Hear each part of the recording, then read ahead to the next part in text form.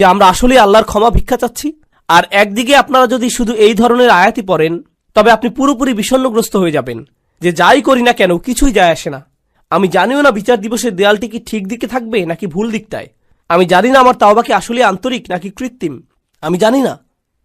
তাহলে কিভাবে জানতে পারি?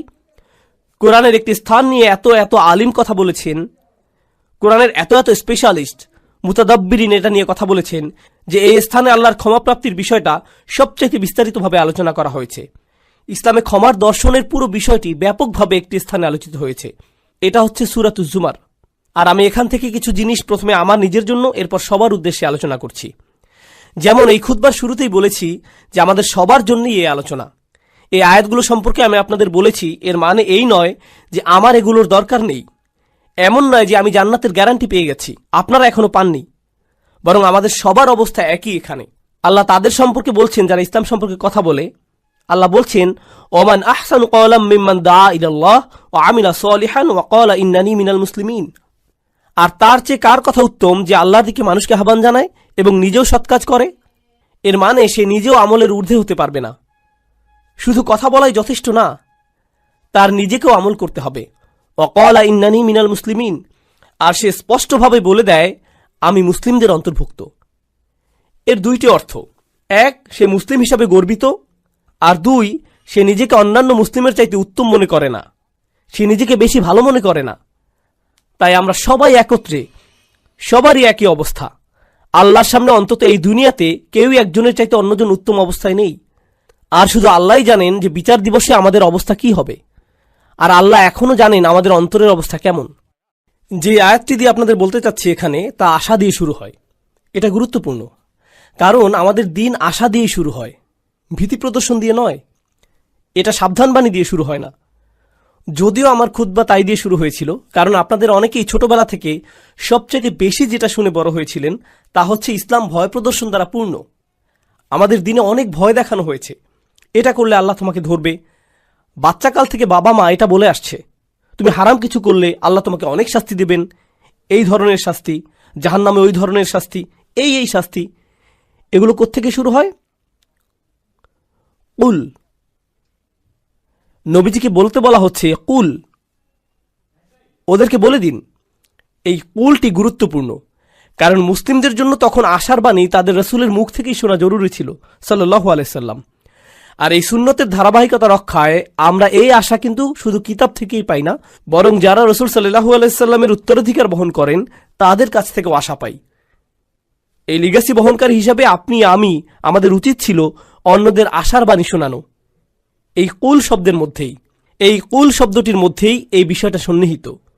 কুল ইয়া ইবাদিয়াল্লাযীনা আসরাফু আলা আনফুসিহিম। তাদেরকে বলে দিন আমার বান্দারা, আমার দাস, আমার বান্দা যারা নিজেদের বিরুদ্ধে চলে গিয়েছ। আরবিতে ইসরাফ মানে সীমা অতিক্রম করা, উচিতের বাইরে চলে যাওয়া। যদি আপনি বেশি খেয়ে খাবার গলা পর্যন্ত চলে এসেছে এমন অবস্থা হয়, তাহলে আপনি খাদ্য গ্রহণে ইসরাফ করেছেন, বেশি খেয়ে ফেলেছেন। যেখানে বেশি খরচ করা উচিত নয় সেখানে অতিরিক্ত খরচ করে ফেললে আপনি খরচই ইসরাফ করেছেন। প্রতিশোধ নিতে গিয়ে কারো উপরে চরের বিপরীতে যদি 10 গুণ চর দিয়ে বসেন, তাহলে আপনি প্রতিশোধ গ্রহণে ইসরাফ করলেন। ইসরাফ মানে বাড়াবাড়ি করে ফেলা। আল্লাহ বলছেন আমার বান্দারা যারা নিজেদের বিরুদ্ধে বাড়াবাড়ি করে ফেলেছ, তারা অনেক ক্ষেত্রে যা করার তার চাইতে বেশি করে ফেলেছে। কিন্তু আল্লাহ বলেননি ইসরাফ কোন ক্ষেত্রে, সম্পদের ইসরাফ নাকি কথাবার্তার ইসরাফ নাকি গাফলতির ইসরাফ। ইসরাফটা কিসের এখানে, বাড়াবাড়ি কোথায় হয়েছে? আল্লাহ এটা নির্দিষ্ট করেননি, কারণ আমরা অনেক কিছুতেই বাড়াবাড়ি করি। আপনি অতিরিক্ত অলস হতে পারেন, আপনি বাড়াবাড়িভাবে রাগী হতে পারেন, আপনি অতিরিক্ত লোভী হতে পারেন, আপনি অনেক কিছুতেই বাড়াবাড়ি করতে পারেন, অনেক কিছুতে অতিরিক্ত করতে পারেন। আর আল্লাহ বলছেন তোমরা যেই বাড়াবাড়ি করে ফেলেছ নিজেদের বিরুদ্ধে, এটা আরেকটা জিনিস। আল্লাহ কিন্তু বলতে পারতেন ইয়া ইবাদিয়াল্লাযীনা আযলামু, যারা পাপ করেছো, যারা ইরতাকাবু সাইয়্যাতু, পাপ কাজ সংগ্রহ করেছো। না, বরং বললেন আসরাফু আলা আনফুসিহিম। এটা কি ইঙ্গিত দিচ্ছে? ইসরাফ হয় যখন কেউ নিজের জন্য বেশি বেশি চায়, আর নিজের জন্য বেশি চাবার কারণে আপনি ভাবছেন এটার ফলে আপনি বেশি কিছু পাবেন।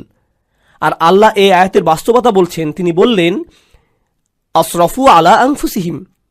তিনি লি আনফুসিহিম বলেননি, তিনি বলেছেন তোমরা নিজেদের বিরুদ্ধে বাড়াবাড়ি করেছ, নিজের জন্য করনি। তুমি ভাবছিলে তুমি গিয়ে সীমা অতিক্রম করেছো, কারণ এতে তোমার জন্য কিছু থাকবে। কিন্তু বাস্তবতা হলো প্রত্যেকবার এমনটা করার সময় এটা তোমার বিরুদ্ধেই গিয়েছে। আলা আনফুসিহিম লা তাকনাতু মির রাহমাতিল্লাহ।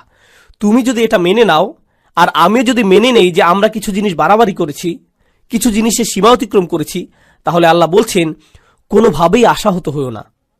এটা হলো সিদ্দাতুল ইয়াইস আল কুনুত। সিদ্দাতুল ইয়াইস, প্রচণ্ড হতাশা, খুবই বিষণ্ণতা। এখানে কি শিখতে পারছি? গুনাহ, মন্দ কাজ, এগুলো আমাদেরকে হতাশ করে দেয়। তারা এমন অনুভূতি আনে যে আল্লাহ তো আর আমাকে ক্ষমা করবেন না, আমার অবস্থা তো খুব খারাপ, তাই না? ক্ষমা চাবার অর্থটাই বা আর কি? আমি কি করছি জানেন? আমি কি কি কাজ করি সেগুলো জানেন? আপনি না জানলেই ভালো ভাই, আমি খুবই খারাপ। আর এই সময় ভাবছেন, এই সময় এসে ক্ষমা চাবার মানেটাই বাকি। আর আল্লাহ জানেন এই চিন্তাগুলো ওসব মন্দ কাজের থেকে উৎপন্ন হয়। আবার কেউ বলে ক্ষমা চাও নিয়ে আমি আর ভাবতে পারবো না। আসলে যারা ভালো মানুষ তারা তো ইস্তেগফার ইত্যাদি করে, আমি তো অনেক অনেক খারাপ কাজের মধ্যে জড়িত। তাছাড়া এসব থেকে দূরে থাকবো সেটাও না, একেবারেই আশাহীন হয়ে যাও। তাছাড়া এসব থেকে দূরে থাকবো সেটাও আপাতত হচ্ছে না। আল্লাহ বলছেন লা তাকনাতু মির রাহমাতিল্লাহ। নিজেদেরকে আলাদা করে ফেলো না, আশাহত হয়েও না, একেবারেই আশাহীন হয়ে যেও না আল্লাহর ভালোবাসা, যত্ন আর ক্ষমা থেকে। আল্লাহ তোমাকে ভালোবাসা বন্ধ করেননি, তোমার খেয়াল রাখাও বন্ধ করেননি। এমন কখনোই না যে আল্লাহ তোমার প্রতি ক্ষমা দেখাতে আর আগ্রহী নন, এমন কিছুই না। আপনি নিজেকে বলেন আল্লাহ মনে হয় আমাকে শাস্তি দিতেই চান। না, এটা আপনার ধারণা, আল্লাহ বলেননি, আপনি বলছেন। আল্লাহ কোরআনে কখনোই বলেন না যে আপনাকে শাস্তি দিতে চান, বরং তিনি উল্টোটাই বলেন মা ইয়াফআলুল্লাহু বিআযাবিকুম। আপনাকে শাস্তি দিয়ে আল্লাহর কি লাভ? তিনি কেন শাস্তি দিবেন আপনাকে? হুবহু এটাই বলেছেন আল্লাহ। দেখুন, কিছুদিন আগেই অসাধারণ এক হাদিস পড়েছি, এটা আমার দৃষ্টিভঙ্গি একেবারেই বদলে দিয়েছে। আপনাদেরকে এটা আগেও বলেছি যে আল্লাহ আমাদের সকলের জন্যই জান্নাতে ঘর বানিয়েছেন, প্রত্যেকটি মানুষের জন্যই, মুসলিম বলেন অমুসলিম বলেন সবাই, আমাদের প্রত্যেকের জন্যই জান্নাতে একটি বাড়ি বানানো আছে, আমাদের জন্যই অপেক্ষা করছে। একটি পরিবার অপেক্ষা করছে সেখানে। কেউ কেউ পরিবার বলতে বোঝেন যে তিনি আপনার আর আপনার পরিবারের জন্য জান্নাতের গ্যারান্টি আগেই দিয়ে রেখেছেন। শুধু কিছু মানুষ যেতেই চায় না, কিছু মানুষ জান্নাতেই যেতে চায় না, আর তাই জান্নাতে অনেক খালি বাসা পড়ে থাকবে যখন মানুষজন যাবে। আর আল্লাহ বলছেন এই ঘরগুলো উত্তরাধিকার হিসেবে মুমিনদেরকে দেয়া হবে। উলাইকা হুমুল ওয়ারিসুন, সেগুলোকে মুমিনদের জন্য উত্তরাধিকার হিসেবে দেয়া হবে, যারা নিজের পরিবার সহ জান্নাতে আনন্দ করতে চায়নি তাদের ঘর। আল্লাহ কোরআনে বলছেন আল্লাযীনা খাসিরু আনফুসাহুম ওয়া আহলিহিম ইয়াওমাল কিয়ামাহ, যারা নিজেদের আর নিজেদের পরিবারকেও হারিয়ে ফেলেছে বিচার দিবসে।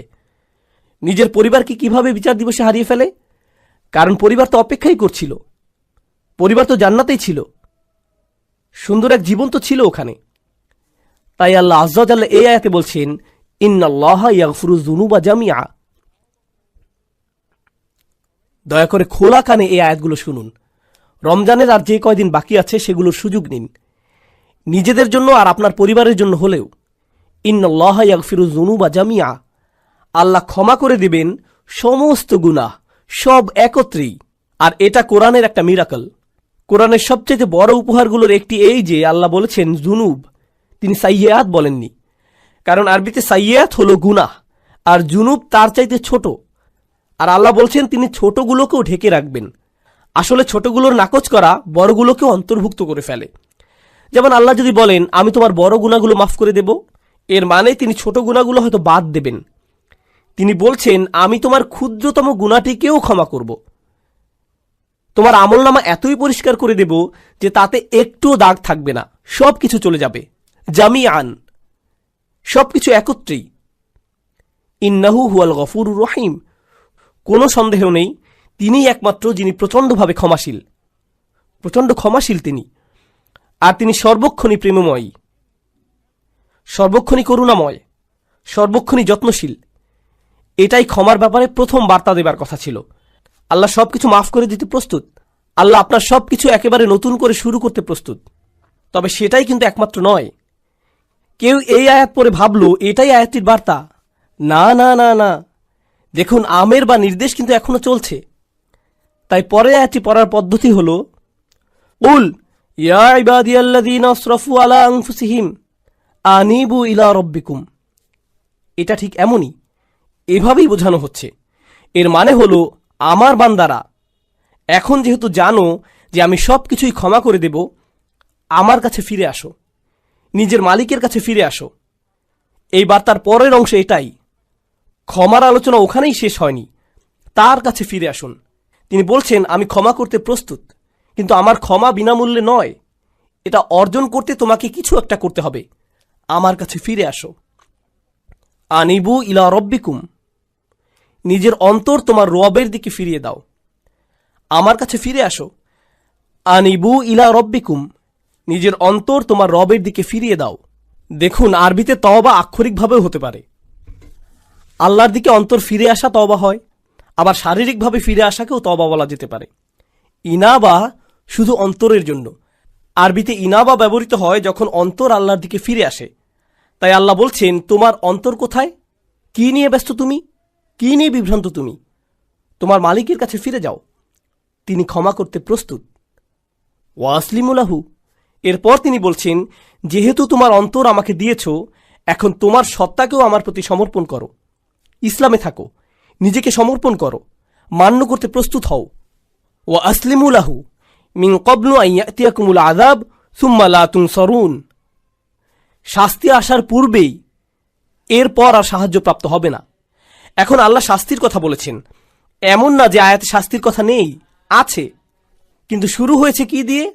শুরু হয়েছে উৎসাহ দিয়ে, যে দেখো আমি সব ক্ষমা করতে প্রস্তুত, কোনো শাস্তিই তোমাকে দেয়া হবে না। তুমি যদি চাও তবে আমার কাছে ফিরে আসো, নিজেকে আমার কাছে সমর্পণ করে দেওয়া উচিত তোমার। আর তাড়াতাড়ি করো এটা। এমন ভেবো না যে অনেক সময় হাতে আছে। এমন লোকদের অন্তর্ভুক্ত হয়েও না বিচার দিবসে যাদেরকে বলা হবে তারা বাস্তুম, ভেবেছিলে তোমাদের হাতে অনেক সময় যে দেরি করলেও হবে, তাই না? এটা যেন ফি মানাতা আখারতুম, তুমি বিলম্ব করেছিলে, অনেক সময় আছে আরো, থাকুক, বাদ দাও। এই ধরনের কথাবার্তা, এমন ধরনের লোক হবে না। আল্লাহ বলছেন শুরু করে দাও, মিন কবলি। এই মিনকে বলে মিনাত তাজিল, শাস্তি আসার ঠিক আগে আগে। আমি বলছি শাস্তি হতে কিন্তু দেরি নেই, কাছেই। বিচার দিবসের কথা বললে অনেকে মনে করেন বিচার দিবস অনেক দেরি, তাই না? ইন্নাহুম ইয়ারাউনাহুম বাঈদা, তারা মনে করে ওটা হতে অনেক দেরি। অনারাহু করিবা, আল্লাহ বলছেন আমরা দেখেছি যে এটা শীঘ্রই। কিন্তু আমাদের প্রত্যেকে আমরা কখন যাব? আমরা কি ঈদের দিন আদৌ দেখতে পাবো? কে জানে? কে জানে আমরা কবে যাব? কে জানে মৃত্যুর ফেরেশতার কাছে আল্লাহ কি লিখে দিয়েছেন? আমরা পার্কিং লট পর্যন্তও কি যেতে পারবো? কে জানে? আমরা কেউ জানি না। আর আমাদের মৃত্যু হলেই মান মাতা ফাকাদ কামা কিয়ামাহু, যে চলে যায়, যেই মারা যায় তার কিয়ামত শুরু হয়ে যায়। আপনার কিয়ামতের জন্য ইয়ামুল কিয়ামা, পুনরুত্থান দিবসের জন্য অপেক্ষা করতে হবে না। এক সেকেন্ডেরই ব্যাপার এটা। আর ফেরেশতা যখন চলে আসবেন তিনি বলবেন না, ও সরি, আপনার 5টা একটা মিটিং আছে না, তাহলে পরে আসছি। এমনটা কিন্তু হবে না। যখন যাবার সময় চলে আসবে যেতেই হবে, কোনো দেরি হবে না। তাই আল্লাহ বলছেন আর দেরি করো না, নিজের অন্তরকে আমার দিকে ফিরিয়ে আনতে আর সমর্পণ করতে বিলম্ব করো না। ওয়া আনিবু ইলা রাব্বিকুম ওয়া আসলিমু লাহু। তাছাড়া আমাদের দিনের সৌন্দর্যটা দেখুন। কেউ যদি খুতবাতে বসে বসে সিদ্ধান্ত নেয় যে সে আল্লাহর দিকে ফিরে আসবে, সে এখনো কিন্তু কিছুই করেনি। সে কিন্তু এখনো তার জীবনধারা সম্পর্কিত কিছুই বদলায়নি। সে এখনো তার আয়ের উৎস নিয়েও কিছু করেনি, কিংবা তার আচরণেও পরিবর্তন আসেনি। সে শুধু অন্তরে নিয়ত করেছে যে সে ভিন্ন মানুষ হয়ে যাবে। আর সে বের হয়ে যাবার সময়, কিংবা সে তার পরিবারের সাথে দেখা করার আগেই আল্লাহ হয়তো তার জীবন নেবার সিদ্ধান্ত নিলেন। সে ক্ষমা পেয়ে যাবে। সে তো পরিষ্কার, সে আল্লাহর দিকে ফিরে এসেছিল, এটাই যথেষ্ট। সুবহানাল্লাহ। আমি একজন লোককে চিনতাম নিউ ইয়র্কের এক মসজিদে, বেশ বড় মসজিদ, ম্যানহাটনের 96 স্ট্রিট, সেখানকার সবচেয়ে বড় মসজিদ। আর এটার সামনেই বিশাল বড় একটা অ্যাপার্টমেন্ট কমপ্লেক্স। সেখানে এক হিন্দু লোক বাস করত। মসজিদটাও সেখানে যুগ যুগ যাবৎ ছিল। সে প্রতিদিন সেই দিক দিয়ে যেত আর শুনত, কারণ তারা মাইকে আজান দিত। তো তিনি আজান শুনতেন, সবসময় সেটা শুনতে পেতেন। 96 বছর বয়স। মসজিদে এসে বললেন, আমি মুসলিম হতে প্রস্তুত। 96 বছর বয়স। শাহাদা পাঠ করলেন। 2 দিন পর মারা গেলেন। 96 বছরের শিরক, 96 বছরের গাফলা, এরপর তিনি আল্লাহর কাছে ফিরে এলেন, সেটাই যথেষ্ট হয়ে গেল। সব পাপ মুছে ফেলা হলো, সকল মন্দ কাজকে ভালো কাজে পরিণত করে ফেলা হলো তার জন্য। ইন্না লিল্লাহি ওয়া ইন্না ইলাইহি রাজিউন। এটাই আল্লাহর দয়া, কারো প্রতি এটাই আল্লাহর ভালোবাসা যে চলে যাবার পূর্বেই আল্লাহ তাদের ফিরে আসতে দেন। ওয়া আনিবু ইলা রাব্বিকুম। এটা শুধু অমুসলিমদের প্রতি আহ্বান নয়, আমাদের জন্যও। আমাদেরও আল্লাহর কাছে ফিরতে হবে। এমন মনে করবেন না যে আমি শুধু খুব আধুনিকতাবাদী লিবারেলদের উদ্দেশ্যে কথাগুলো বলছি। এখানকার ধার্মিকদের উদ্দেশ্যে বলছি না, হিজাব সহ বোন কিংবা দাড়িওয়ালা সেই ভাইটির উদ্দেশ্যে না, না না না, সবার উদ্দেশ্যেই বলছি। আল্লাহ কিন্তু বিচার দিবসে আমাদের চেহারা দেখবেন না, আল্লাহ দেখবেন আমাদের অন্তরে কি আছে। আমাদের দেখতে কিছু করতে বেশি ধার্মিক ধার্মিক মনে হয়, তার মানে এই নয় যে আমরা অন্যের চাইতে ভালো অবস্থানে আছি। এটা শুধু আল্লাহই ভালো জানেন। ওয়া আসলিমু লাহু মিন ক্বাবলু আন ইয়াতিয়াকুমুল আযাব সুম্মা লা তুনসারুন। অত্তাবিউ, আদেশ এখনো চলছে। তোমাদের মধ্যে যারা পাপী, অত্তাবিউ আহসানা মা উনজিলা ইলাইকুম মির রাব্বিকুম। কি যে সুন্দর! আল্লাহ বলছেন, তোমাদের যা দেয়া হয়েছে তার সর্বোত্তমটি অনুসরণ করো, তোমাদের প্রতি নাজিলকৃতর মধ্যে সর্বোত্তমটি। এর অর্থ কি হয়? এর অর্থ হলো কোরআন। এর আগেই ওহী নাজিল হয়েছিল, কিন্তু মানুষের প্রতি নাজিলকৃত সর্বোত্তমটি হলো আল্লাহর এই কিতাব। আর কোনো কিছুই এর চাইতে উত্তম নয়। তোমরা কেন এর অনুসরণ করছো না? আল্লাহ এই আয়াতে আমাদের বলছেন, যারা তার দিকে ফিরে আসতে চায়, তার দিকে ফিরে আসার রাস্তাটি হলো তার কিতাবের অনুসরণ করা। আর না বুঝে কোনো মানচিত্র তো আপনি অনুসরণ করতে পারবেন না। আপনি দিক না চিনলে মানচিত্র কিভাবে অনুসরণ করবেন? আপনার আমার এই কিতাবের সাথে সরাসরি সম্পর্ক করা দরকার। যদি আপনি এই কিতাবটিকে উপেক্ষা করে চলছেন, তবে এই আয়াত আপনার জন্য। আপনি আমি যদি ক্ষমা চাই, তবে এই কোরআনের সাথে সরাসরি সম্পর্ক করতে হবে। এটা পড়ুন, কি বলতে চাচ্ছে সেটা বোঝার চেষ্টা করুন, আন্তরিকতার সাথে আল্লাহর কাছে দোয়া করুন, হে আল্লাহ, এই কিতাব বুঝতে আমাদেরকে সাহায্য করুন। আমি অনুবাদ পড়ছি, কিছুই বুঝছি না, আমাকে এর ব্যাখ্যা বুঝতে সাহায্য করুন। আপনি কি বলতে চাচ্ছেন আমাকে বলুন। ইয়া আল্লাহ, আরবি শিখা আমার জন্য সহজ করে দিন, যেন আমি আপনার কিতাবের সাথে সম্পর্ক করতে পারি। আল্লাহ আপনার জন্য সহজ করে দিবেন। তিনি করবেন না এমন হবে না। সমস্ত মানব জাতির প্রতি এটা খোলা দাওয়াত। তিনি বলেছেন তিনি সহজ করে দিবেন। আমি তো এটা আপনার জন্য সহজ করে দিতে পারবো না, আল্লাহ পারবেন। ওয়ালাকাদ ইয়াসসারনাল কুরআনা লিযিকরি। তিনি বলছেন আমরা তো কোরআন সহজ করে দিয়েছি। তিনি বলেননি লিল আরব। তিনি শুধু আরবদের জন্য সহজ করে দেননি, বরং পুরো মানব জাতির জন্য সহজ করেছেন। এটাই তার ওয়াদা। তাই তাকে কিছু আন্তরিকতা দেখান, নিজের পক্ষ থেকে কিছু প্রেরণা দেখান যে আপনি প্রস্তুত, যে আমিও ফিরে যেতে চাই। আপনি দেখতে পাবেন দরজা তার থেকেই খুলে আসছে। অত্তাবিউ আহসানা মা উনজিলা ইলাইক মির রাব্বিকুম। যা পাঠানো হয়েছে তার সর্বোত্তম অনুসরণ করো। অর্থাৎ এই কিতাবের চাইতে উত্তম বার্তা, উত্তম উপদেশ তো কখনোই তোমরা পেতে পারতে না।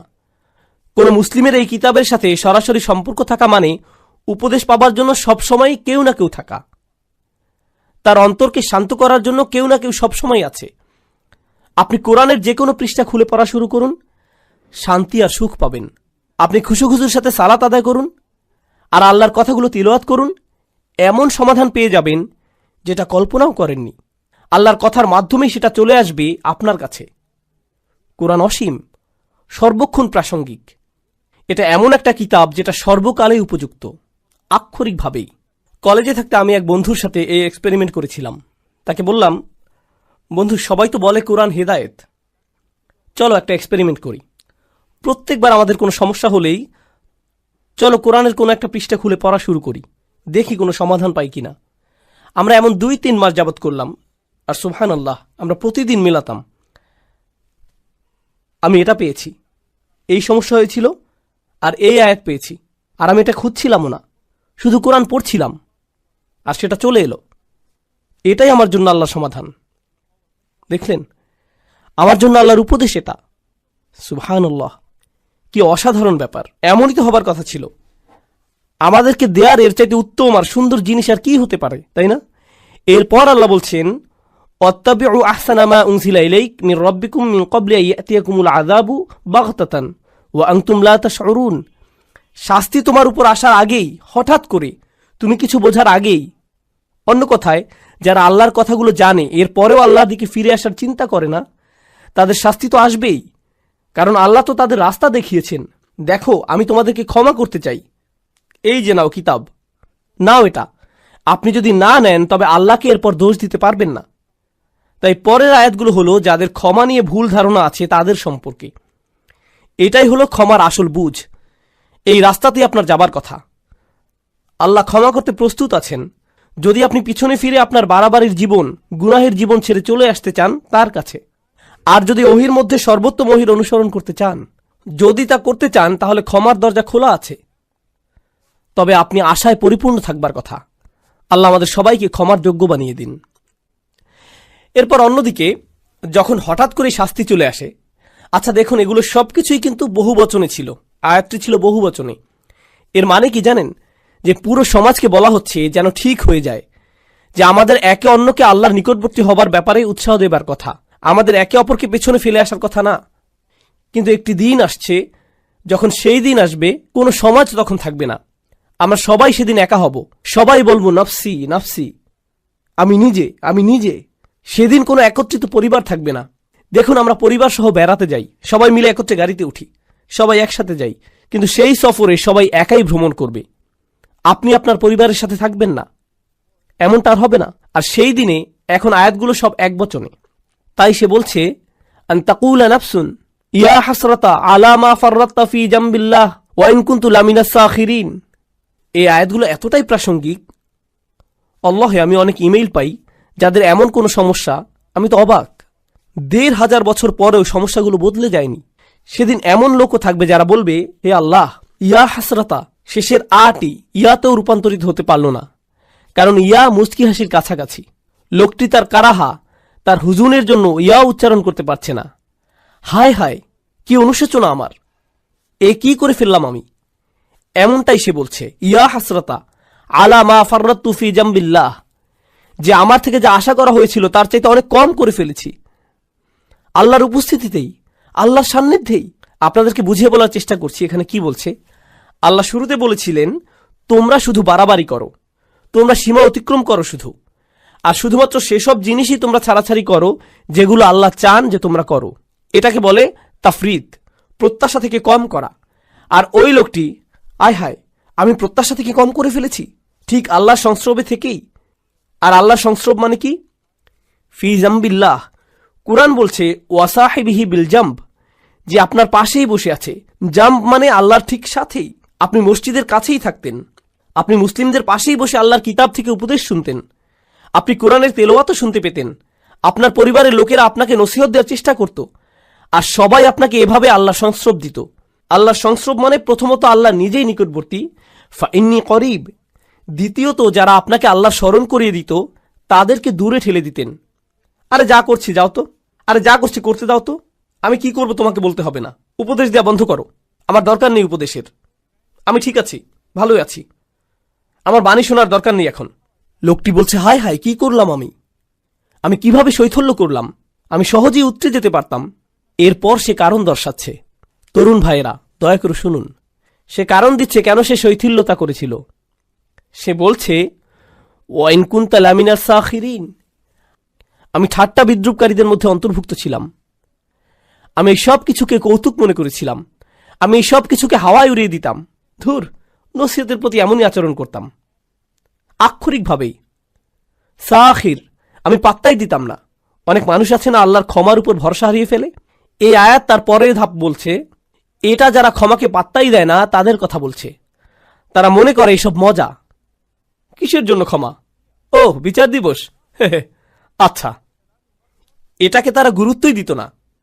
এখন এই লোক বিচার দিবসে দাঁড়িয়ে চিৎকার করছে, হে আল্লাহ, কিভাবে আমি এটাকে পাত্তা না দিয়ে থাকলাম, এটাকে কেন কৌতুক মনে করলাম। এরপর দ্বিতীয় ধরনের লোক, আও তাকুলা লাউ আন্নাল্লাহ হাদানি, দ্বিতীয় ধরনের লোক বলছে, ইস, যদি আল্লাহ আমাকে হেদায়েত দিতেন। এটা আল্লাহর দোষ, তিনি যদি আমাকে হেদায়েত দিতেন তাহলে লাকুনতা মিনাল মুত্তাকিন, তাহলে আমি মুত্তাকিদের অন্তর্ভুক্ত হতাম। আল্লাহ সিদ্ধান্ত নিয়েছিলেন যে আমি বিদ্রুপকারী হব, আল্লাহরই সিদ্ধান্ত যে আমি নামাজ পড়িনি, আল্লাহ ঠিক করেছিলেন যে আমি অলস থাকব, তিনি ঠিক করেছিলেন আমি বদরাগী হব। এটা তো আমার দোষ না, এটা আল্লাহর দোষ। এটাও সে বিচার দিবসে বলছে। সে এই দুনিয়াতে মিথ্যুক ছিল, আখিরাতেও মিথ্যুক। তুমি আল্লাহর উপরে চাপিয়ে দিচ্ছ। হ্যাঁ, যেন সব দোষ তারই, যেন তারই সব দোষ, যেন তোমার কোনোই দোষ নেই। সুবহানাল্লাহ, এটা তো অন্য কারোর জন্য করো না। কেউ রাস্তায় তোমাকে আটকে দিল, আল্লাহর দোষ। এই লোক, সে তো গাড়ি চালাতেই জানে না, দেখে চালাতে পারে না, তাকে ফাইন করা উচিত। তাকে কেন দোষ দিচ্ছ? নিজেকে তো দোষ দাও না, তাই না? আপনি কোনো গ্রোসারি দোকানে গেলেন, ক্যাশ রেজিস্টারে গিয়ে টাকা পরিশোধ করছেন। এখন সেই লোক টাকা ফেরত দিল না, 10 টাকা ফেরত পাবেন আপনি, সেটা সে দিল না। এই যে আমার 10 টাকা কই? সে বলল, এটা তো আল্লাহর দোষ, আল্লাহ ঠিক করেছেন আপনি টাকাটা পাবেন না। কি বলছেন আপনি? আমার 10 টাকা ফেরত দিন। অন্য মানুষদের কাজে তাদেরকে দোষ দিতে আপনি ঠিকই জানেন, কিন্তু যখন নিজের বিষয় আসে তখন বলেন, না না না, আল্লাহ সিদ্ধান্ত করেছেন যে আমি মন্দ কাজ করব। আসলেই মুনাফিক। এভাবেই চলবেন আপনি? এই অজুহাতের পেছনেই লুকাবেন আপনি? এই কথা বিচার দিবসেও বলছেন? আমি তো মুত্তাকিই হতাম যদি আল্লাহ হেদায়েত দিতেন। তিনি আমার গোমরাহির সিদ্ধান্ত নিয়েছেন, পুরোটাই আমার তাকদীর। আও তাকুল হিনা তারাল আযাব লাউ আন্না লি কাররাতান। এরপর যখন সে শাস্তি দেখতে পেল, বলল, আচ্ছা আচ্ছা আচ্ছা, ঠিক আছে, আসলে আমারই দোষ, আমি মানছি। যখন সে শাস্তি দেখতে পেল, আমাকে আরেকটি সুযোগ দিন। লাউ আন্না লি কাররাতান, যদি আমি আরেকটি সুযোগ পাই, ফা আকুনা মিনাল মুহসিনিন, আমি তবে শুধু মুসলিম না, শুধু মুমিন না, আমি মুহসিনিনদের অন্তর্ভুক্ত হয়ে যাব। মুহসিনের সংজ্ঞা কি? আল্লাহর ইবাদত করা যেন তাকে দেখতে পাচ্ছেন। এখন আল্লাহ শাস্তি দেখার পর সে বলছে, আমি আল্লাহর ইবাদত করব যেন শাস্তি দেখতে পাচ্ছি, আমার ইহসান থাকবে, আমি প্রস্তুত। ইয়া আল্লাহ, আমাকে একবার ফেরত পাঠান, আমি খুব ভালো হয়ে যাব, আমি বদলাতে একদম রাজি আছি, শুধু একটা সুযোগ দিন, আপনি তো আর রহমান, আমাকে তো সুযোগ দিবেন। এই ধরনের কথাগুলো মানুষেরা বলবে, এসব অজুহাত তারা দেবে, কারণ ক্ষমা পাওয়ার মানে কি তারা বুঝতেই পারেনি। আর আল্লাহ তাদের কি উত্তর দেবেন? খুতবা শেষ করতে করতে বলছি, বালা, না না না, বরং উল্টো। প্রথম যেই লোকটি বলেছিল, ইয়া আল্লাহ, আমার শৈথল্য হয়ে গিয়েছে, আমি দুঃখিত, না, আপনার দুঃখিত হওয়াতে কিছু যায় আসে না। দ্বিতীয় লোকটি যে বলল, যদি আল্লাহ আমাকে হিদায়াত দিতেন তবে আমি ঠিক থাকতাম, আল্লাহ বলছেন এই যুক্তি এখানে চলবে না। বালা, ইয়া আল্লাহ, আমাকে আরেকটি সুযোগ দিন, এবার ঠিকই ভালো হয়ে যাব, সত্যি বলছি, এবার সব কিছু ঠিকঠাক মতো করব, খুবই গুরুত্ব সহকারে করব, আর ঠাট্টার পাত্র বানাবো না এবার। আল্লাহ বলছেন, না, সেই সময় শেষ। আমি তোমাকে বার্তা পাঠিয়েছিলাম যে আমি সব মাফ করে দিব, কিন্তু তুমি পাত্তা দাওনি, তুমি ছুঁড়ে ফেলেছিলে, সেই আমন্ত্রণে থুথু দিয়েছিলে, তুমি এটাকে কৌতুক ভেবেছিলে, সেটা তোমার দোষ, সব তোমার দোষ। আল্লাহ বলছেন, বালা, কদ জাআতকুম আয়াতি, আমার আয়াত এসেছিল তোমার কাছে, আর এটা একবচনে। এর মানে কি জানেন? ওহী রাসূলুল্লাহ সাল্লাল্লাহু আলাইহি সাল্লামের কাছে এসেছিল, কোরআন তার কাছে এসেছিল, আর তার মাধ্যমে আপনাদের সবার কাছে আলাদা আলাদা করে। আল্লাহ বলছেন, জাআতকা আয়াতি, জাআতকা আয়াতি, আমার আয়াত তোমার কাছে এসেছিল, আর তোমার কাছে, আর তোমার কাছে। আর এটা আতাতকা আয়াতিও নয়, বলছে জাআতকা আয়াতি। যা মানে অনেক দূর থেকে আসা। আমি সপ্ত আসমান থেকে কোরআন পাঠিয়েছিলাম, অগণিত ফেরেশতা সহ পাঠিয়েছিলাম আল্লাহর শেষ রসুল সাল্লাল্লাহু আলাইহি সাল্লামের কাছে। তিনি রক্তাক্ত হয়েছিলেন যেন তুমি একদিন কোরআন পড়তে পারো, আমরা যেন কোরআন তেলাওয়াত করতে পারি। এজন্য মানুষ জীবন দিয়েছে, মানুষ জীবন বিকিয়ে দিয়েছে, যেন একদিন মানুষ লা ইলাহা ইল্লাল্লাহ বলতে পারে, যেন একদিন কিতাবটি খুলে ফাতিহা পড়তে পারি। সে আয়াত তোমার কাছে এসেছিল, ফাকাযযাবতা বিহি, আর তুমি ভেবেছিলে এই সবকিছুই মিথ্যে, সেগুলো উপেক্ষা করেছ। অস্তাকবারতা, তুমি অহংকারপূর্ণ ছিলে, আমার বাণীর প্রতি আর আমার কিতাবের প্রতি অহংকার করেছিলে, এত দূর থেকে আসা বার্তাকে উপেক্ষা করার সাহস করেছ তুমি, এটাই তুমি ছিলে না? ওয়াকুনতা মিনাল কাফিরিন, তুমি তো সবসময় কাফির ছিলে। চাইলে এখন আল্লাহর কাছে এসে সারাদিন ধরে কাঁদতে পারো, এটাই হলো ক্ষমার প্রকৃত বুঝ। আল্লাহর আয়াত আমাদের সবার কাছেই এসেছে। এই মাসে আমরা ওহী আগমন উদযাপন করি, এই মাসে আমরা বলতে পারি, ইয়া আল্লাহ, আপনার আয়াত এসেছে আমার কাছে, আমাদের সবার কাছে আপনার আয়াত এসেছে, আর আমরা এগুলোর প্রতি অহংকারী হব না, আমরা এগুলো উপেক্ষা করব না, আমরা গুরুত্ব সহকারে নেব সেগুলো। কোরআনের সাথে আপনার সম্পর্ক এই মাসেই ঠিক করুন, যেন মাস শেষ হবার পরেও সেটা চালিয়ে যেতে পারেন। সেসব মানুষদের অন্তর্ভুক্ত হন। দোয়া করি যেন আমি তাদের মধ্যে হতে পারি, যেন আপনারা তাদের মধ্যে হতে পারেন, যেন আল্লাহ আমাদের জন্য কোরআনের সান্নিধ্যে যাওয়াটা সহজ করে দেন। যত দিন যায় আরো কাছে যেন যেতে পারি, অলসতা যেন আমাদের কখনো ছুতে না পারে। এই উপহার, এই ভালোবাসা কোরআনের প্রতি যা আল্লাহ আমাদেরকে দিয়েছেন, সেটা যেন আমরা সবার কাছে ছড়িয়ে দিতে পারি, সেই দোয়া করছি। এই উপহারের মহত্ব ও গুরুত্ব যেন আমরা আমাদের সন্তানদের মাঝে ছড়িয়ে দিতে পারি, তাদের মধ্যেও যেন এই ভালোবাসা গড়ে ওঠে। আপনার বাচ্চাকে ভিডিও গেম কিনে দিলে কত খুশি হয় খেয়াল করেছেন? তাদের চেহারার আনন্দ লক্ষ্য করেছেন? ঈদ আসছে, তাদেরকে আমরা খেলনা দেব, তখন তাদের চেহারার আনন্দ দেখেন, কত খুশি তারা, কিভাবে চিৎকার করছে। এটাকে আরবিতে ফারাহ বলে। আল্লাহ কোরআন সম্পর্কে বলছেন, ফাবিযালিকা ফালিয়াফরাহু। এই কোরআনের কারণেই তোমাদের উচিত খুশিতে উৎফুল্ল হওয়া। কোথায় সেই খুশি? কোরআন নিয়ে সেই আনন্দ কোথায়? আমাদের কিভাবে নবীজি সাল্লাল্লাহু আলাইহি সাল্লাম বলবেন, ইয়া আহলাল কোরআন, হে কোরআনের মানুষ, কোরআনের লোকজন, সেটা কোথায়? আজকেই ঠিক করার সময়। কালকের জন্য অপেক্ষা করবেন না, আজ রাতের জন্য অপেক্ষা করবেন না। কোরআনের মানুষ হয়ে যান, আল্লাহর নিকটবর্তী হবার মতো মানুষ হয়ে যান, তার ক্ষমা অর্জন করে নিন, তার আমন্ত্রণ গ্রহণ করুন। আল্লাহ যেন আমাদের সবাইকে তার ক্ষমা, তার ভালোবাসা, তার করুণার যোগ্য বানিয়ে দিন।